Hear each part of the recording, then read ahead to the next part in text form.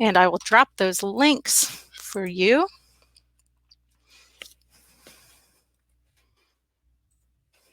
Forgive my reach here. Let's see. This one is called Playing with Surface Design.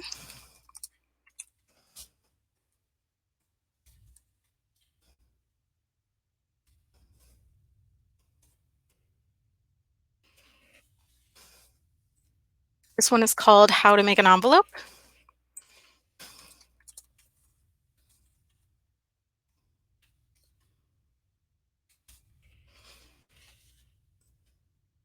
And this one is called DIY Painted Holiday Gift Wrap.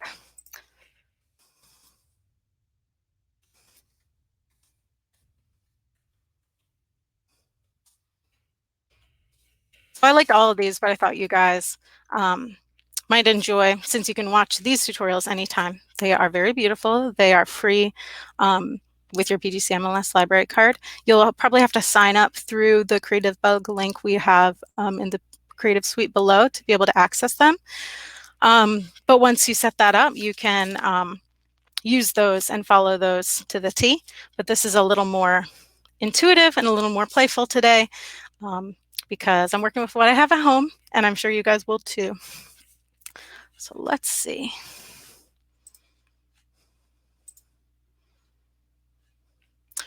Okay, it looks like we're ready to go. So what I'm going to start with today is envelope making. So has anyone here made an envelope before? It's pretty simple. That's the secret. Because what we're going to do is use an envelope that we already have and trace it to make a template. And that way we can make envelopes out of whatever kind of material we want, as long as it's mail safe. So I have a couple different sizes here. Let's see if I can get that on camera for you guys. Cool, it looks like we have a bunch of eager learners here. So I like this little red one. You might not be able to see in that feed, but up here it is has these rounded edges, which I find really cute. And I like that it's smaller because I can use it like with smaller pieces of paper. So we're going to take it and we're going to carefully take it apart. So on my camera here, let's see if I can find my X-Acto knife. You can do this by hand, but with an X-Acto you can get a little more of a cleaner cut.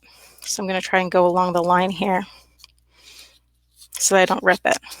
It's okay if you do though, because we're not using this exactly. We're going to make a more durable template from it.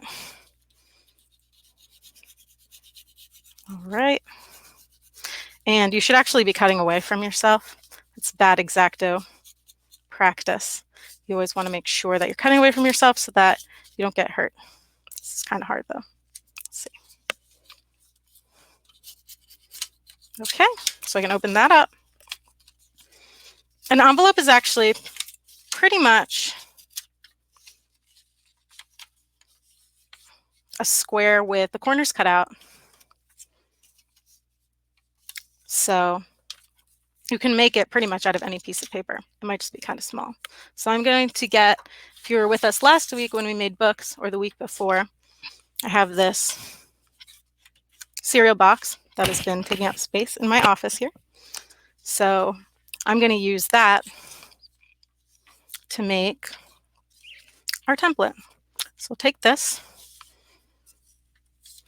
and I'll place it on here. Try to get it nice and flat. And I'm going to get a marker and trace around the edges.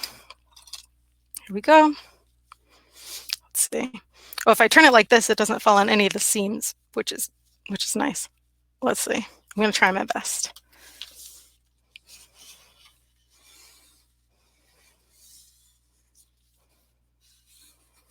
You can use any old marker for this, and it doesn't have to be perfect. Something I love about crafting is that handmade look, which is great because I can't draw a straight line. So it's nice to kind of enjoy that, the handmade style. Okay, I did my best.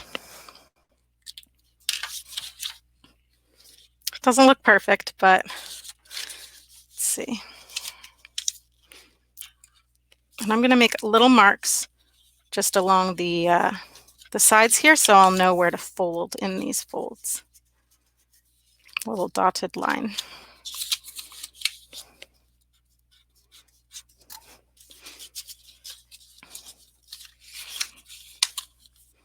This kind of looks like a sad stingray, but it will look cute, I promise. So I'm going to cut it out, and I'm going to try and get those rounded corners that I like. Have a little ASMR here with the cardboard. Try and get that.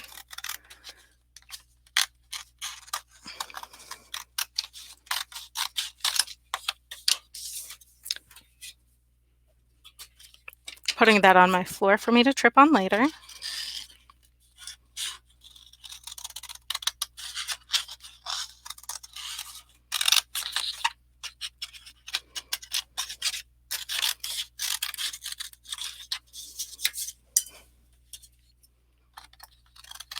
Throwing my cardboard every which way.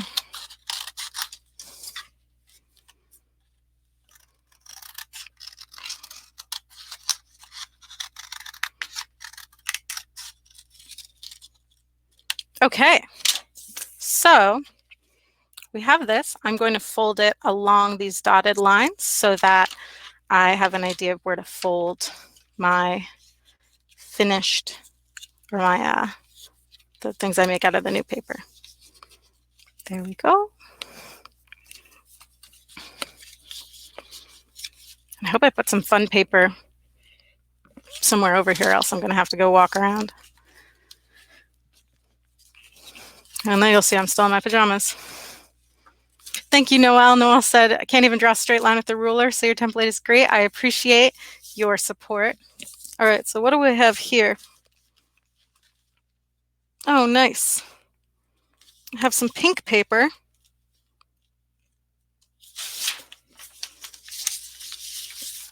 Thank God for being a paper hoarder.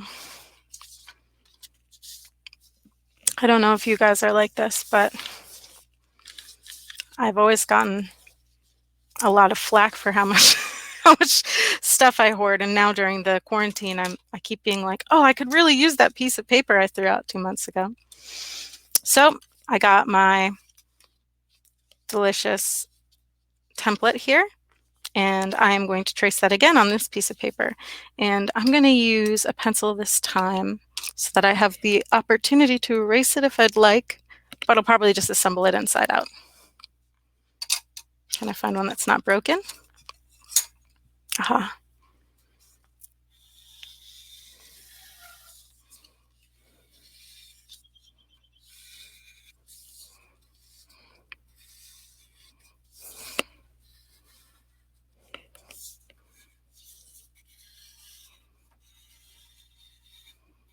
Okay. So that looks just as crazy as my template,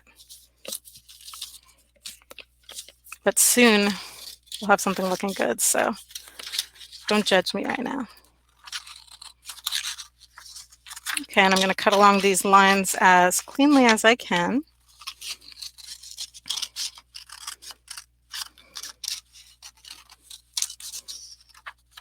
We're just going to trust the geometry works out once we fold it here.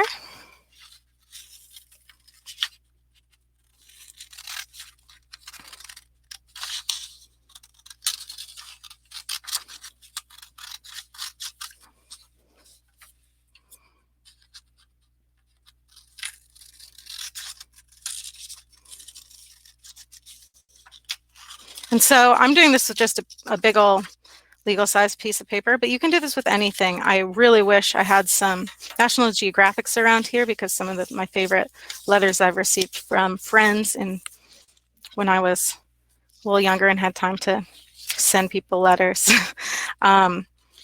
was ones that were like on a map or made out of a National Geographic spread. You can get stuff like that from the recycling, or if you're getting newspapers in, you can even use newspaper. I'd say with that, I would reinforce it with tape so that it won't get shredded in the mail. But as long as you have a nice sturdy card inside, it should be good. So now I put the template back in, and I'm folding along these lines to make this envelope.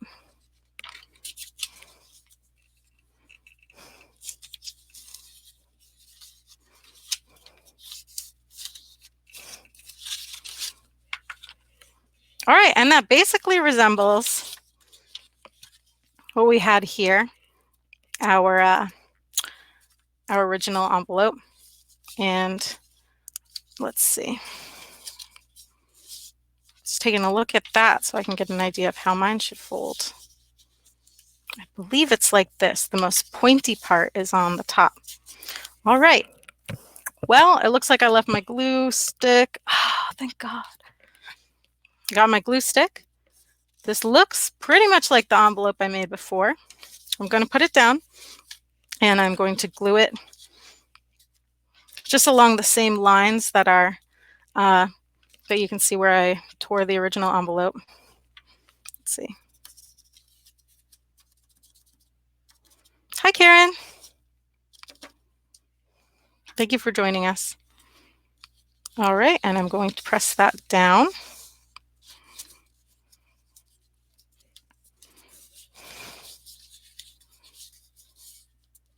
And here I have an envelope. So I'm so glad that worked out, or else it would be more like a nailed it episode than Crafternoon. But it's a little pink envelope. It's the perfect size for a small little letter if I want to send a friend or a family member something at this time. And it's a great time to also support the USPS because I know they're struggling. We want to keep them in business. So buy your stamps, get your mail out as long as you are healthy, and thank your mail people for the work that they're doing, because it's definitely essential. All right, so we have this envelope. Pretty simple. I trust you guys can all rock it. But if we want to make that paper a little more interesting, let's say we don't have like magazines to cut up or something, what can we do? Well, I'm originally a printmaker, so this is something I love, is taking things you have around the house and using that to make more interesting marks on paper. So I'll show you a couple things that I did earlier today. This is, I'm waiting for that other camera to show. I'll lift it up so you can see it. This is a wrapped box, and I made this paper out of some an old paper bag that I had that was pink, and I made stamps with an apple to make sort of a surreal space or abstract space design. Then I used a little bit of paint, and I'm going to hold it up so you can see a little better. In these white parts, I used a gel pen just to make it a little more exciting.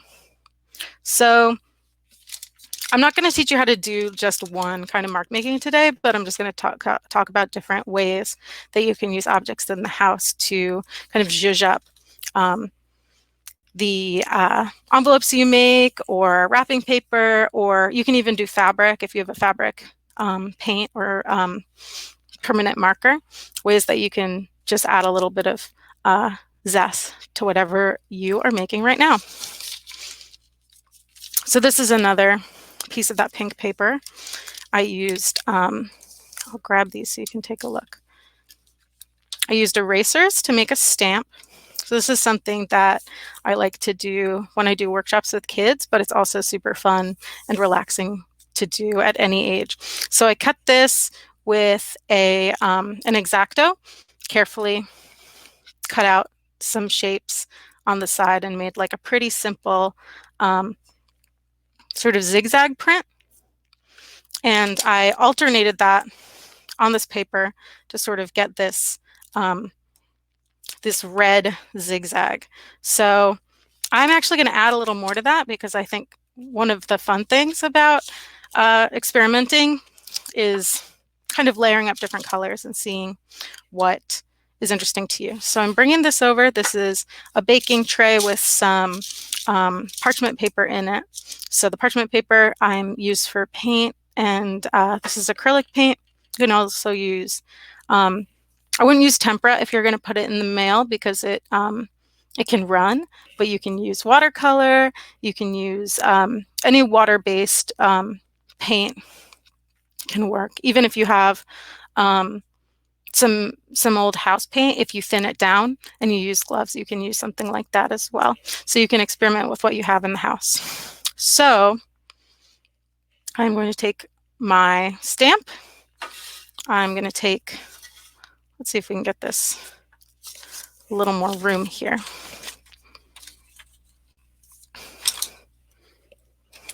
All right. Take my stamp, and I think that maybe like a blue would look nice on this because I have a pink and a red. So maybe like a light blue or something. Lucky for me, I already have some white and some blue paint on here. What I'm going to do is take, where'd I put my water? I don't know. I think it'll be fun. I'm going to take some of, this is a palette knife, but you can use a brush to do this as well. I'm just going to scrape some of that out. Mix that together. Let's get a little more of that white. So I want it a little lighter than that.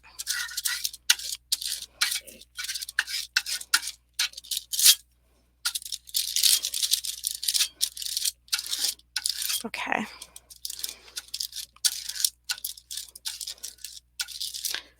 You know what? Let's see, what does Noelle say? Whenever I was bored at school, I'd take a highlighter, draw on an eraser, and stamp whatever paper was around. Oh, that's awesome. That's a great idea. Yeah, if you have markers, you can draw on an eraser. Another thing I did, if you have, this is called a linoleum cutter, and this has a little V-shaped blade. I know probably, unless your mom was as excited as mine was for you to go to art school, you probably don't have one of these at home, but you can get these blades for just a regular X-Acto knife. It's just called a V blade, so you can look into that if that's something if you enjoy doing this kind of thing and you want to do it in the future. I was playing around with that today, and I made, I don't know if you can see it, these little kitty cats on the back of this eraser. Oh, so Carrion said on Facebook, a handwritten note is such a beautiful gesture during this time. I agree. I really miss my friends, but it's been a really nice time to be able to reach out to people and just send them a greeting another way. Okay, hold on for 1 second. I'm going to get us some water and another color of paint.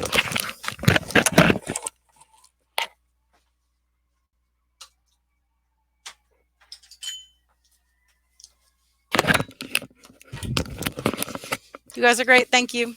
Okay. I was thinking it might be nice to make this a little more minty because I love that color. So I'm going to add a little mint.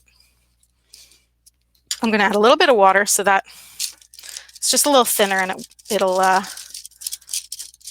won't be so heavy when we put it down on the paper. Okay. I have a whole bunch of that right now.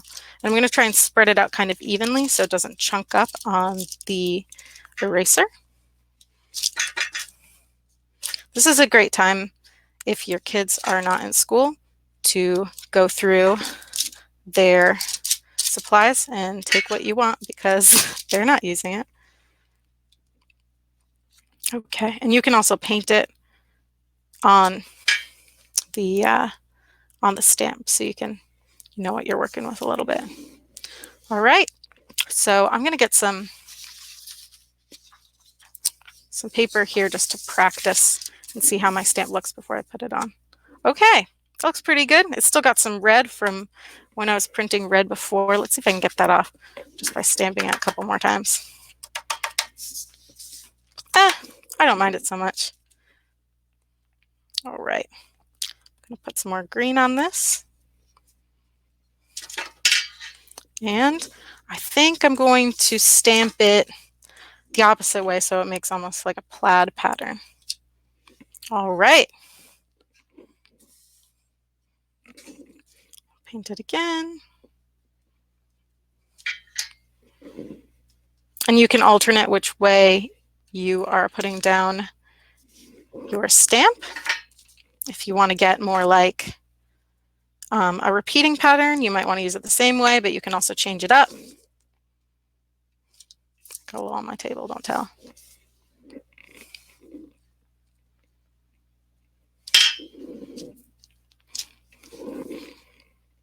So it's kind of a crazy design, but I like it, and I think it would be fun as wrapping paper.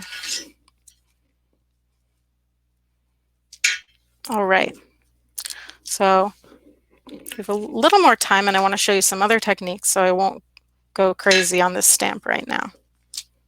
I'll do it a couple more times. And see, if you don't put more paint on it, it'll give you that kind of ghost look, but that's kind of nice too. I like that you can see the other colors through it. All right, so I have that. I have good painty hands. So this is something I could use to write a note on the back, turn it into a note card. I could use it as a shopping list.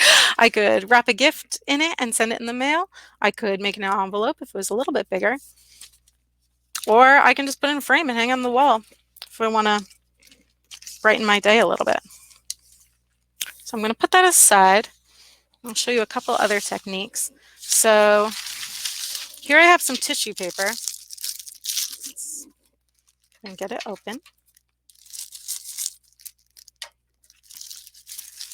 And I love this, but it's a little drab. So it might be nice to see if I can get a yellow piece out here to add a little bit of excitement too.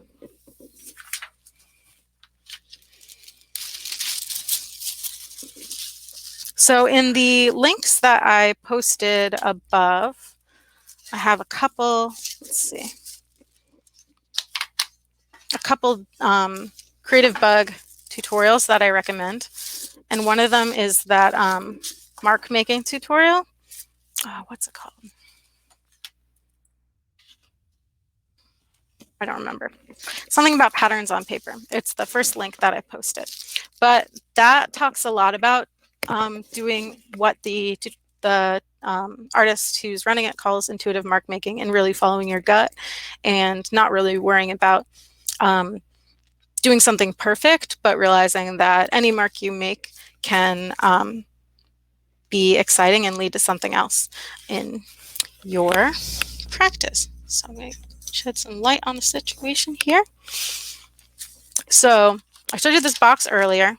In this box I used apples, paint with a dry brush, and some colored pencils and gel pens. So I did each layer separately, and I wasn't afraid to sort of dig back into what I did before. So I'm going to take a potato. You might have these at home starting to look a little crazy, and you might not want to eat it. So you can carve this up. You can use a pencil. You can use an X-Acto blade. Pretty much it's soft enough that you can use anything. I'm going to use a tool I have here. You can also use a screwdriver. Just want to be able to make an indent in it that stays. So I'm going to make polka dots because I'm feeling like, let me try this other tool. Feeling like I could use a little bit of fun. And I'm not really, let me get that on cam here. I'm not really worried if they're not perfect. They are a little crazy looking.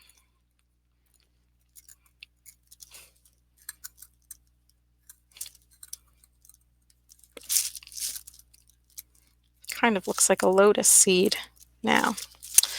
Okay. We can sort of, maybe I'll make them more like holes here. All right. Thank you for sticking with me through the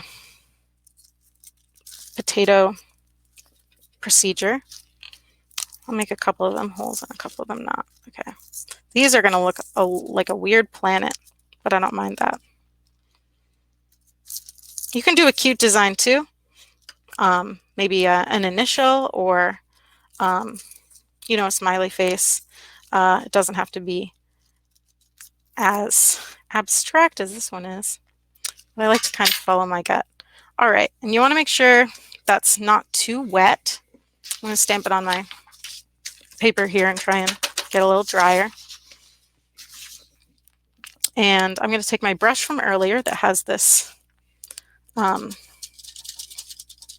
this mint paint and paint over it and try and get a good even layer so that the whole thing shows up. Okay, so I'm getting a little bit of an idea what it'll look like when it's printed. And now I'm going to press it down. Let's see how that looks. Ooh, pretty crazy, but I kind of like it. I don't know if you guys can see it there. I'll do another one so you can see a little better. It definitely does look like an asteroid, so maybe this is going to be a space-themed print here. I'm going to rotate that potato a little bit so they're not all pointing the same direction. Okay. Again, I'm not really worried about what each one looks like. I'm not worried about it being, you know, perfect or all the ink coming off. I think that the uniqueness of each one makes it special, and I think whoever receives it is going to feel that way too. And I'm going to stamp it one more time. Get that paint on there. And definitely wash your brushes after this. Don't dip your brushes into the paintbrush or into a palette with the potato juice because you want to keep it sanitary. All right, we'll do one more here.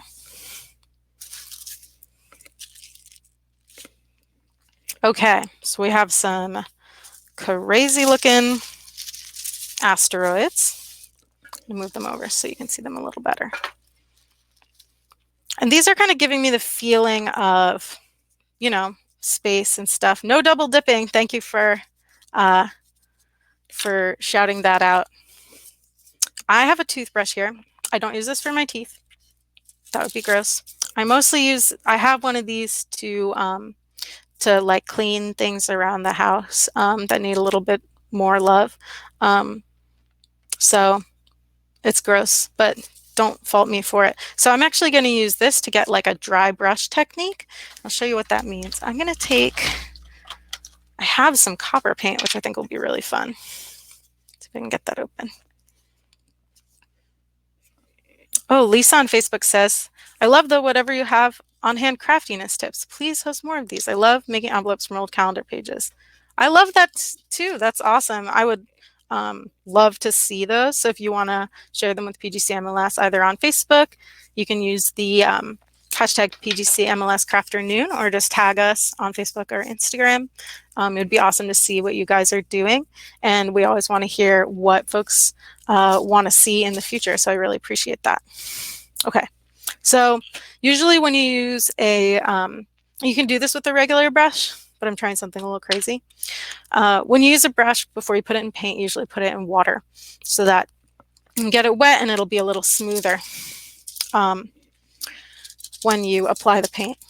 But with a dry brush technique, you actually want the brush to be dry, as it says in the name, and just sort of getting a little bit of paint off of that. So this will actually give us like a more of a scrapey look. So I'm going to take it, and I want to kind of make like trails of this asteroid. So I'm going to use that to sort of add a little bit. Oh, I don't know if you guys can see that. There we go. Might not be turning up super well, but I'll hold it up so you can see.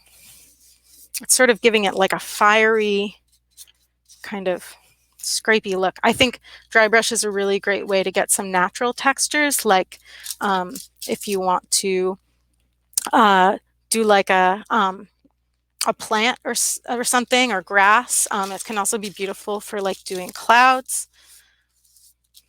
So I'm doing these crazy tails on these asteroids. A little more of that paint.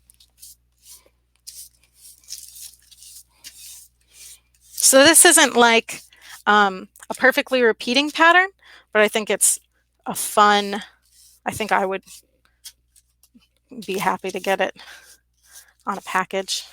And I could also do something like this at a smaller scale to make into an envelope.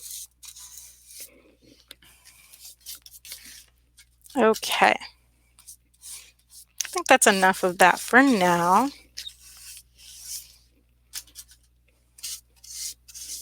I guess it's not enough because I keep doing it. So we're getting to 3:30. So I'm just going to do a little bit more. I have these Q-tips. Thank God it's Friday. And I'm going to use these to just do like little stars. And I think I'm actually going to do like a pink because even though that's not really a star color, I think it'll look good with this yellow and teal. I'm feeling Easter space here. So I put a little bit of pink on my palette, and I want these to, I'm not going to do a dry brush with this. I got a little wet because I kind of want it to be like just a nice little dot. So this is sparkly pink. So I'm putting a little bit there, a little bit there. Putting this all around. Won't do too many, but I'll do a couple. It's really not showing up on the camera too well. Maybe if I'll hold it up so you can take a look. I get it done here. All right, so I put some of those little dots. You can even use this to make like a moon shape. You can do this if you don't have paintbrushes at home. You can use pretty much anything. Paint wants to be on paper. You can even use your fingers. And that's fun with family. Just make sure you clean up and put down some paper first. Stay safe. All right, put a couple astral shapes in there. I'm going to do one more moon because I like that. And when I'm done with that, I would let it dry. And after it dries up, you can add things like marker, pencil, Sharpie, pen, just work back into it. And if that would be a great time if you wanted to define some shapes. Of course, I don't have a Sharpie right here. Here's one. Let's see.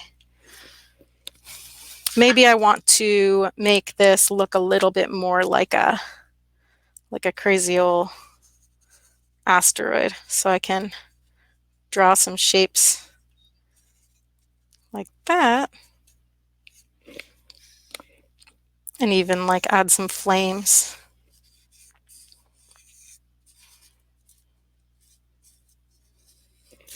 Noelle says, I would love to decorate a pillowcase with these stamps. Lone Fox on YouTube just posted a video making pillowcases, and now I'm watching this. That's awesome. I didn't have any fabric to work with today, and that would be, I'd be doing a lot, although I don't put it past you guys, but I'm thinking that would be something really fun for the future, decorating, old t-shirts you have. There's a lot of fun stuff you can do there. You can even talk about things like dyeing. You can make natural dyes from plants and fruits and vegetables, and tie-dyeing is a great way to have fun easily with the family and not have to leave the house for supplies. Okay, so I'm just going to hold this up so you guys can take a look. We're going to finish up for today, although I'll probably still keep working on this. So try and fold it without getting, kind of looks like space cookies or something. But I had a lot of fun making this, and maybe it would look a little crazy in a frame, but like this one, I think it is really fun to see something wrapped up.